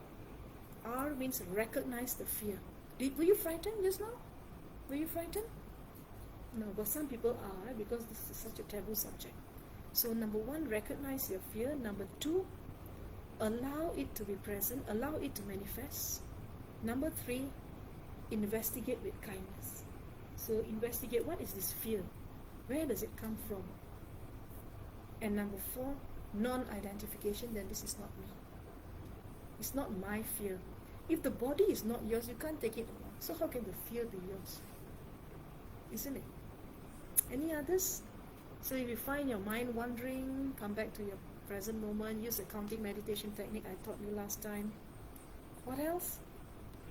And if you feel so scared, you can get up and do walking meditation or loving kindness meditation, touch your heart, which I'll teach you next week. What else? So if you're depressed, if you start feeling depressed, oh my goodness, this death meditation is very frightening, then you can contemplate on the preciousness of your human birth. How important it is, where it's a vehicle for you to benefit yourself and all living beings. And it's a gift, a divine gift from your parents, from the universe. Learn how to appreciate it. So think of it that you have it now. It's not that I'm asking you to meditate. Meditation on dying doesn't mean you will die. Now, you will die. I will die. I'm not willing you to die. It is already, ordained at birth that we will die. No one came on this earth with the mark here, warranty, limitless. Like this house, supposedly it is what is it called? Freehold. Freehold means there's no 99-year lease, forever. There's nothing that the housing developer knows. There's nothing is forever. Okay, so we are under the illusion that it's forever. So 99 years warranty, 100 years warranty, 20 years warranty, 2 years warranty is already there, but there's no, immortality written here, isn't it? So if you're resisting that, sometimes in that meditation you resist, right? Right, so you come back to this, what do you call that, the breath, and remember the urgency. So I quote you one from the Dhammapada. Here I will stay for the rains, here for winter and summer. Thus thinks the fool. Yeah? Not realizing the danger of death. So we plan lah. Next year Chinese New Year we'll do this, that. This year Chinese New Year not just finished. Next year Chinese New Year planning already. Anyway, I plan to have Yisang party. So anyway, who knows, what will happen, whether I will have my Yisang, Losang or whatever it is or not, yeah? That is left to be seen. Any questions? So last but not least, I will urge you to practice in your daily life. This is a very important practice. So in your daily encounters, you look at flowers. Flowers are withering, right? When the flowers wither, you know it is impermanent. So you don't cry, oh, my flowers in the garden have withered. It's natural. But we cry when our human beings, cats, dogs, all we cry. But the flowers we don't cry. Strange, isn't it? Why? So when you see news of death, reflect. Such is the nature of all beings.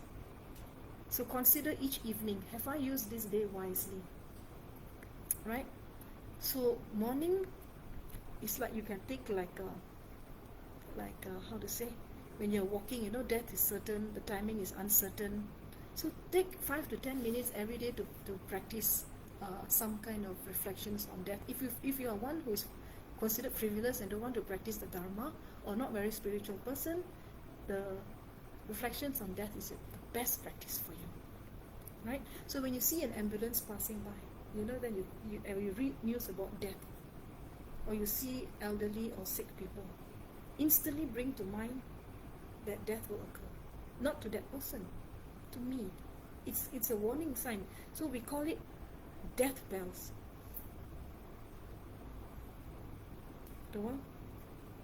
The other day I taught you bells of mindfulness 2 classes ago. Listen, the sound of the bird brings me back to my true nature.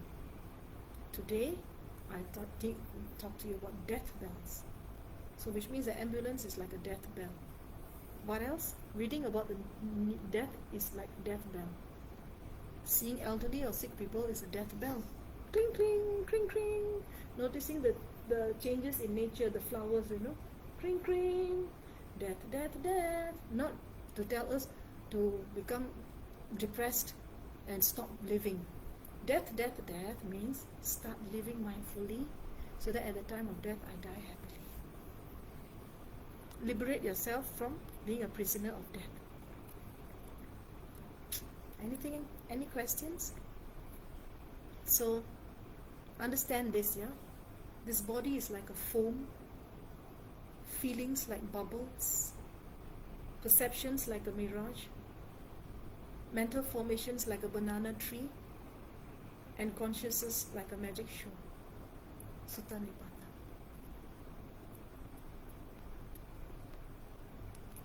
With this, I end the session. Thank you very much. So to dedicate this merit, so I would like to dedicate it especially to my late mentor, Professor William Fred Case. So wherever Professor is, may he be well and happy. May he be free from harm and danger, free from mental and physical suffering in the future, and at this moment, free from mental suffering and fear, and may he attain a most auspicious afterlife. And may the merits of this meditation and the meditation done with bodhicitta, full mindfulness and selflessness for the benefit of all sentient beings, may these merits accrue to my dear Professor, who has given me so many chances in life and elevated my mind and my living conditions to be where I am today. My profound and utmost gratitude. Sunam de Tamche Zepa Ye Tobne Nepe Dranam Tamje Ne Kega Nache Bala Pupa Ye Sepe Zole Drowa Rishu Janjo Semjo Rinpoche Make Panam Ke Jurije Ke Panyamba Me Paya Gone Gondo Pewa. May all beings be happy. May all beings be happy. May all beings be happy. Sabbe Sabbo Bhavantu Sukhita. Thank you for your kind attention.